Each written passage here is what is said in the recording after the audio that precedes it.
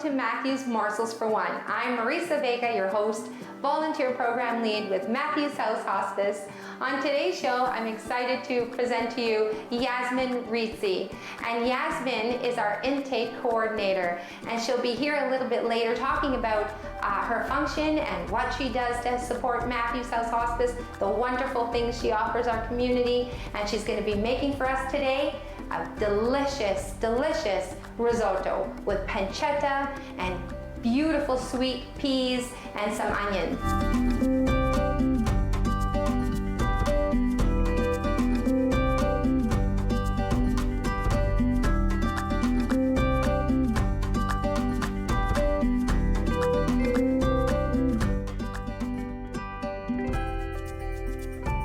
Yasmin, welcome. Hi, thank you.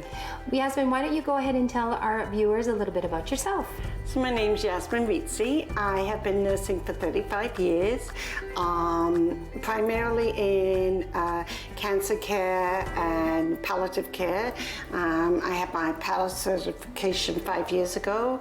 I have one son and a dog, and life is good. I love it. That's fantastic. Thank you so much for sharing. And Yasmin, what is it that you do at Matthew's House Hospice? So when I got hired, first of all, I worked in the community for a long time, and I saw this job, and I'd seen it posted a couple of years ago, and then I saw it again. I thought I might like to do this, and I was hired to be an intake and outreach coordinator.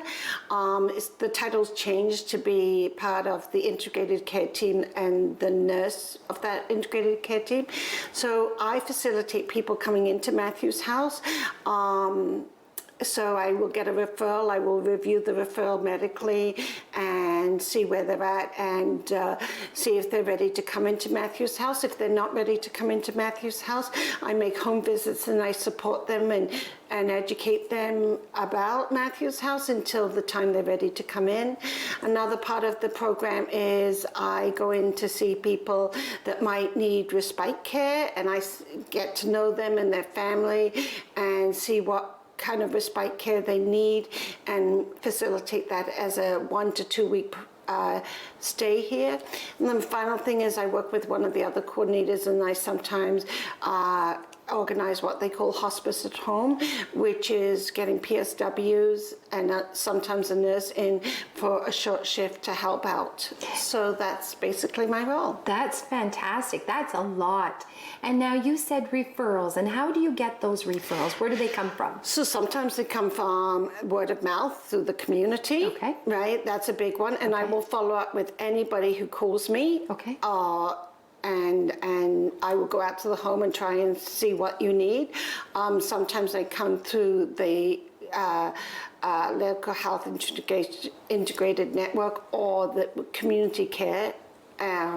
So it comes that. Sometimes it comes through a doctor or a nurse. Okay. So it can really come anywhere. And the minute I get a referral, I definitely try to find out what kind of support that person might need. It might not actually be end of life. It might be respite care or hospice at home, or just linking them with some other resources. And I just do that. And so that's about it. That's fantastic. And now you said you also will go into someone's home to do, I'm sorry, what did you called it? You would go into assessment. Yes, an assessment.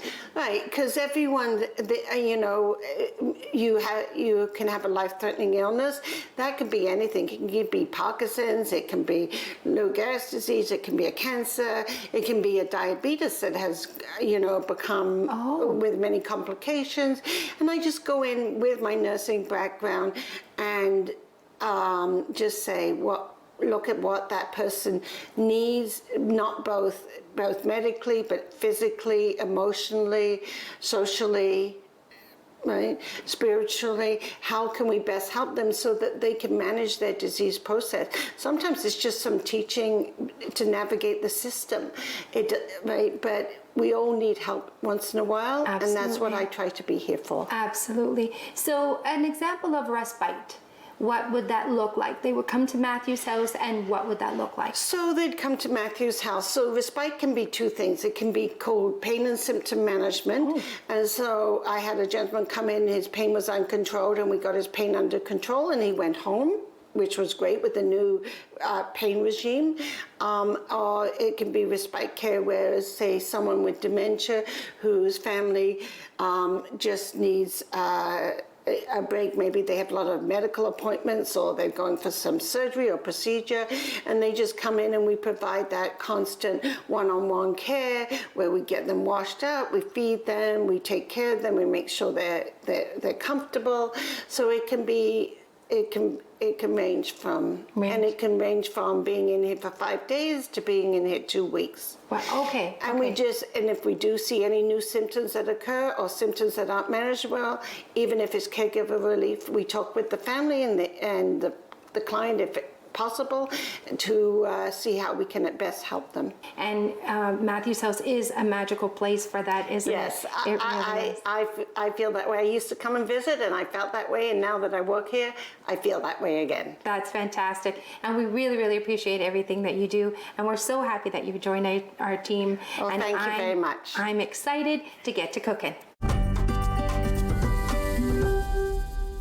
Matthew's Morsels for One is about teaching our community who perhaps live alone how to make quick, delicious meals for themselves that don't always have to be, something nutritious and something that sticks to your bones. And today you're making risotto, and absolutely you can make a big amount. You could double the recipe, and then you can eat it a couple days. It would last, what would you say, how many days? I've had it last at least 5 days, yes. In the fridge, right? Yes, in the fridge, right, and I've had a little bit for lunch or for dinner, yes, yeah. Perfect, and I would say it's a good hearty meal, and something that would be really, really good to do almost in the winter, in the fall, and in the winter time. And it's easy to digest too, so if if you're elderly and you have some problems with swallowing or digestion, it's actually very good for that. Oh, that's a great point. That's very good. That's a great point. So I had to look up a little bit of the history of risotto. I'm ashamed to say I have Italian background, but I didn't know the history of risotto, so I looked it up. And rice was introduced to Sicily and Spain in the 14th century.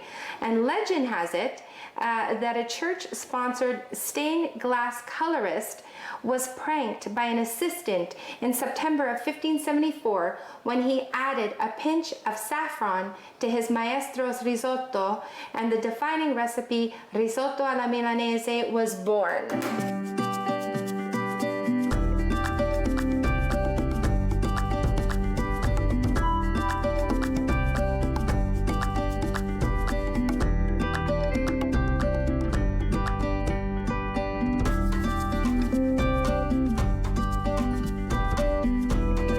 You can make all kinds of risotto.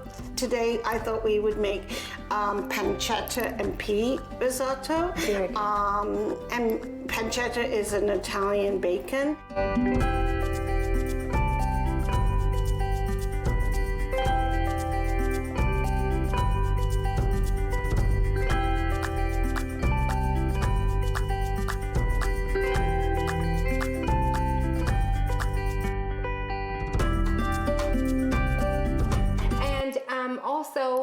Instead of pancetta, you did say you could use bacon. Yeah. You can also use ham. Yes, that's right. Yeah, you can also use ham, or if you wanted to keep it a little bit more healthy conscious, you could use turkey, or you can use chicken, or you can omit the protein altogether. Yeah, exactly. Right. That's the great thing about the risotto. You can use anything, really. You can just use stock and wine, and that's it. And throw some Parmesan cheese.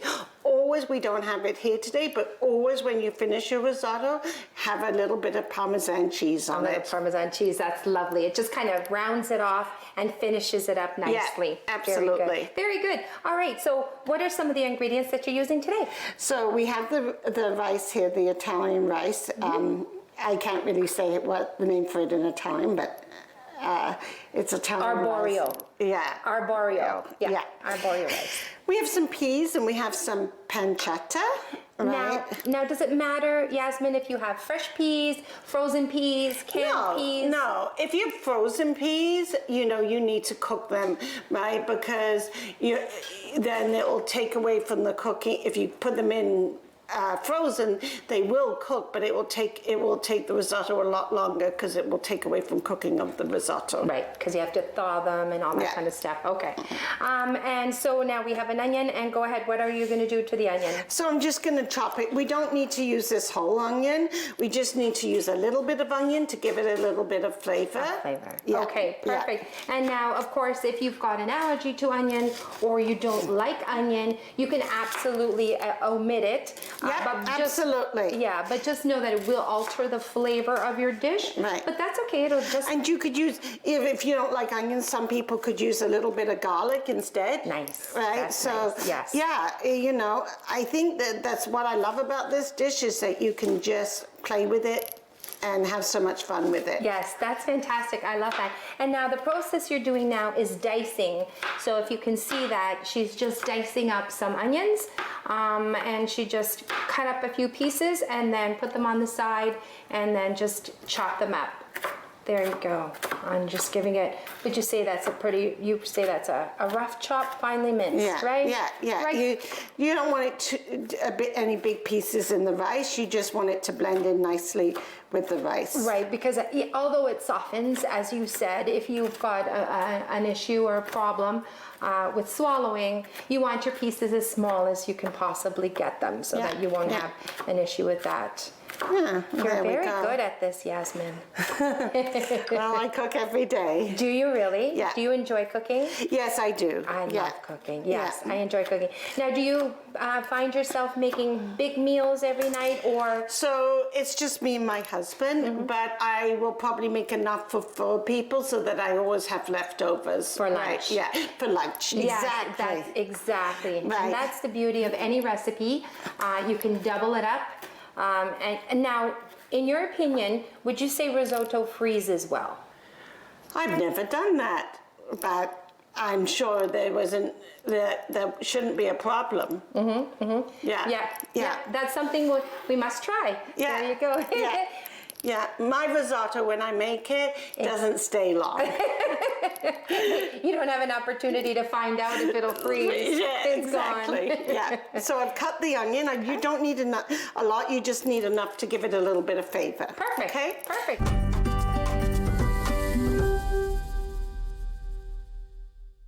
So Yasmin, what are we starting off with here right now? So we're going to start off with, 2 things. We've already started. We need to make a pot of stock. So I already did that. I boiled the water and put in the stock cube.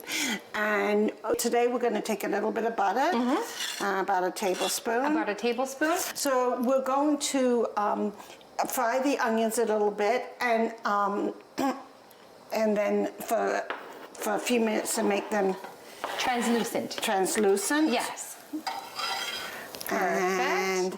And now normally we so we're just going to do that for a few minutes, and then we're going to add in the pancetta. Okay. Normally most ingredients get added in later on in the time, but we're going to add the pancetta because it's not cooked at all. Right? Okay. But sometimes I've actually used prosciutto instead, and then I put that in later. I just break it up. Break it up and just put it in, and it's cooked in a few minutes. Perfect. Yeah. So, and that's what I love about this is that you can kind of use whatever you have around. In your pantry, in the house, yes. In your fridge, yes. And there's no set way of doing it. Right. So. Right, and that is true. Go ahead, you can add that. And that is true because I know that in cooking, baking perhaps is a science. Yes. And you have to follow the recipes. Yes, yeah. But in cooking, you can tweak it however you like. And I also know that with risotto, depending on the region in Italy, it could be completely different. Exactly. So it exactly. really is, it's all a taste preference. Right. The biggest thing I think with risotto is slowly getting the stock to absorb into the rice, and letting it cook like that and not boil away, and getting that creamy texture. Yes. I think that's the only thing you really have to remember. Yes. Right, and I'm just going to put this in, and we heat up the rice this way because it gets the rice to kind of like burst open. And you want to toast it because it gives it a really nice flavor. Yeah, exactly. Yes. And it may seem like a lot of work right now, but it really isn't. No. And once it's done, you've got your... And how much rice did you put in there? I'm sorry, I forgot to ask you. I think we put in about, that was 3/4 of a cup. 3/4 of a cup. Yeah. And remember folks, that when you cook rice, it doubles in size. Exactly. It doubles in size. So a 3/4 cup would probably do fine. I would say if you're going to make it your main meal, would probably do fine. Absolutely. For how many people would you say? For two people with probably a little bit left over. Right. So Matthew's Morsels, for one, gearing to people who live alone, you can probably eat this for the next 2 or 3 days. Yeah. Which is great. So you make it once, you spend the time, you make it once, and then you can eat for 2 or 3 days, and it's fantastic. Yeah, exactly. Yeah. And pretty much when you have this, there's really nothing else that you need. No. It's a meal in itself. And so this is where you make the risotto. Is you take the stock and you put that in. Oh, listen to that. And I love see, it. can you hear that? Yeah. And this is what you're doing to create the risotto. So we'll put this over here on here. So, and again, we're doing it slowly, right? So that that's what you do to make the risotto. And now we just stir it. We continuously stir it until all the stock is absorbed. Right, and then we put in more, and we keep on going. Right, until it's completely done. And what this will do is it will puff up the rice. It will start to cook the rice, but it will also ensure that you get a creamy consistency by breaking down all those starches in that rice. That's exactly it. Yes. So that's fantastic. Yeah. Oh, I can't wait for this one to be done. I'm excited. So it's been absorbed, and now you're adding some more. Yeah, that's exactly it. So you just keep stirring and adding until the rice is cooked. And all together, I would say 15-20 minutes. Yeah. Good. Yeah. 15-20 minutes, and your risotto will be done. Yeah. The biggest thing I think with risotto is slowly getting the stock to absorb into the rice, and letting it cook like that and not boil away, and getting that creamy texture.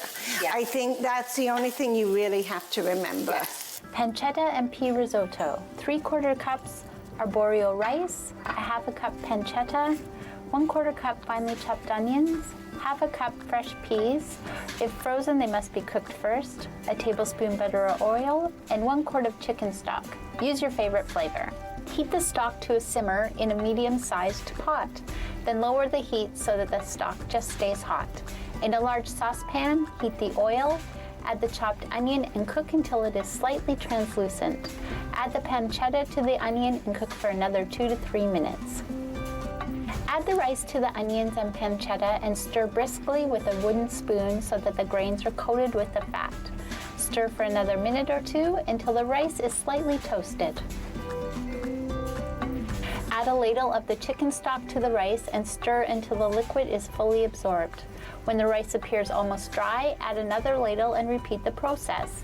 It is important to stir constantly while the stock is absorbed. Continue adding stock for 20 to 30 minutes or until the rice is tender but still firm to the bite. Stir in the peas and cook for another few minutes. Serve right away and enjoy.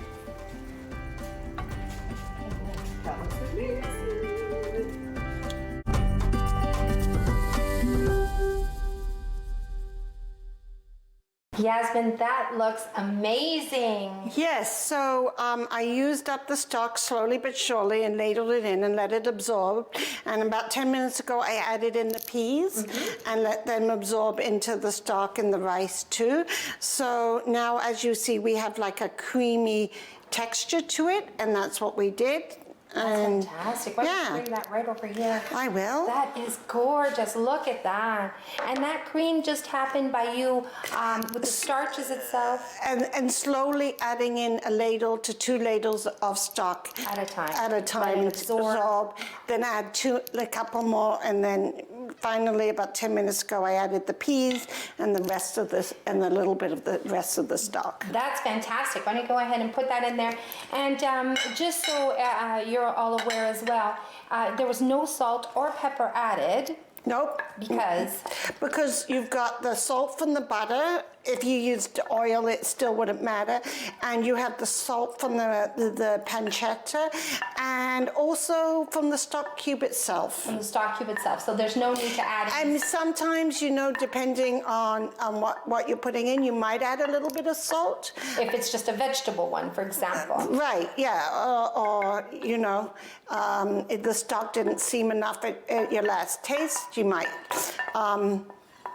So yeah. That's fantastic. It's absolutely delicious, and it's it looks beautiful, and it's hearty, and it's a nice stick-to-your-bone meal. This is fantastic. And we have one other thing we need to talk about, yes. Teresa.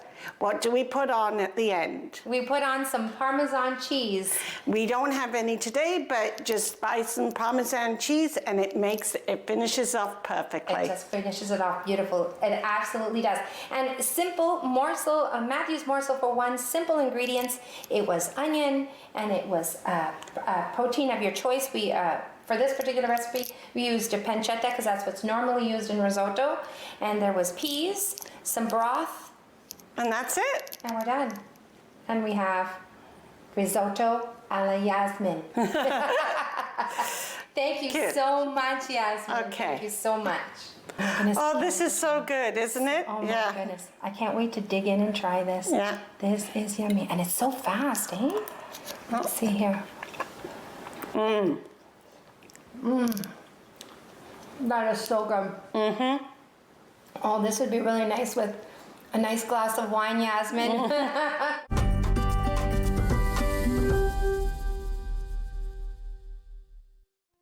Welcome to Matthew's House Hospice and our new Centre of Excellence, built for the community, by the community.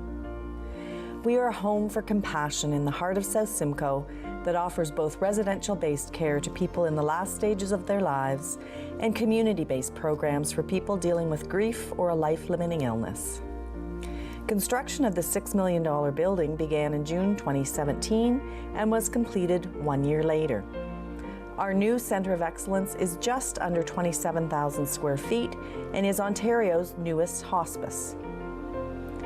Transfer personnel will drive under the heated portico on the Wellington Street East entrance, with all patients being welcomed through the front doors. Let's begin on the first floor, our residential floor.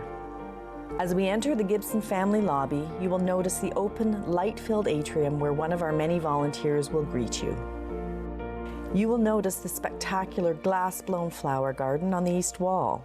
The DeWitt and Mary Chandler Memory Garden is a display of honor, hope, and healing, and is a tribute to the legacy of your loved one. The Patricia Waggle Reflection Room off the lobby is a warm, welcome area for you to gather, relax, and to learn what hospice is all about while viewing the beautiful gardens.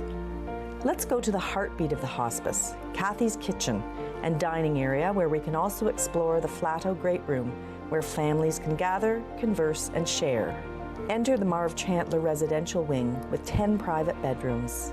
Each room is equipped with a state-of-the-art hospice bed, wardrobe, television, washroom, and day bed for loved ones to stay in the room with patients.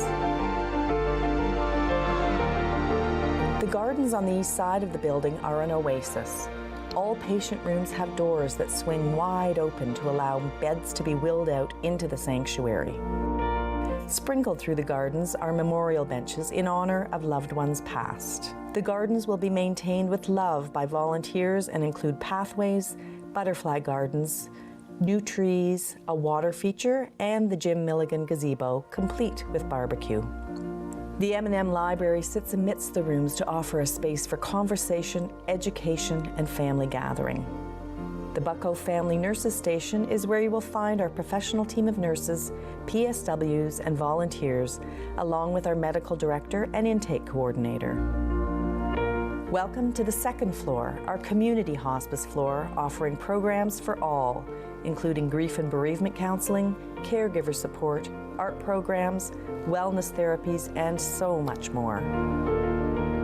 The atrium is appreciated here as the light shines in and the flowers of the memory garden adorn the wall.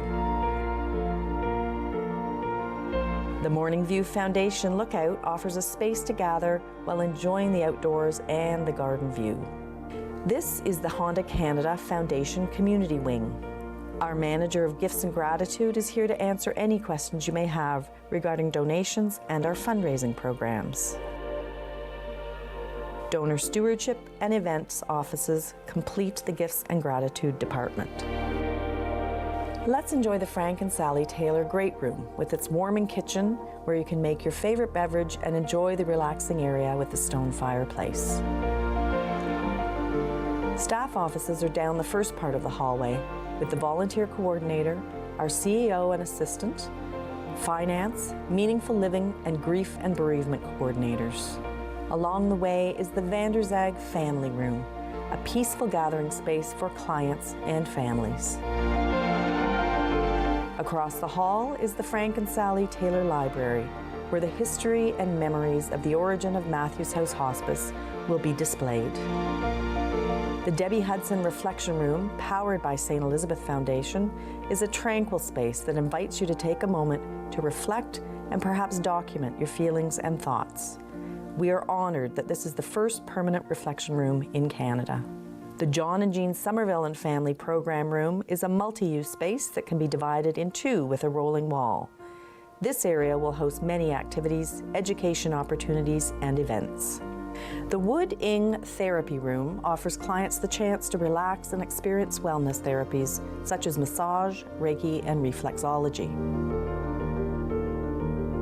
Our Community Care Coordinator and Team Lounge round out our second floor. We welcome the greater community to our very active lower level.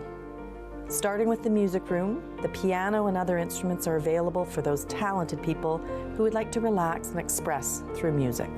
With an inventory of rolling tables and chairs, our gathering and event spaces can be set up for any event, such as education sessions, celebration of life events, and meetings.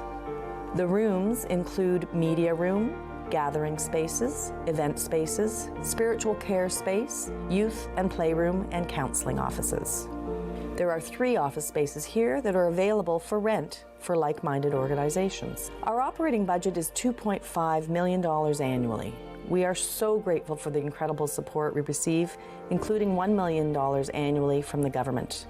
But the rest of our operating budget is reliant on donations from community, corporations, and individuals. We have an incredible team of volunteers that are available to answer questions or help you in any way possible. Thank you to our community for your continued support. We look forward to continuing to deliver kind, compassionate care.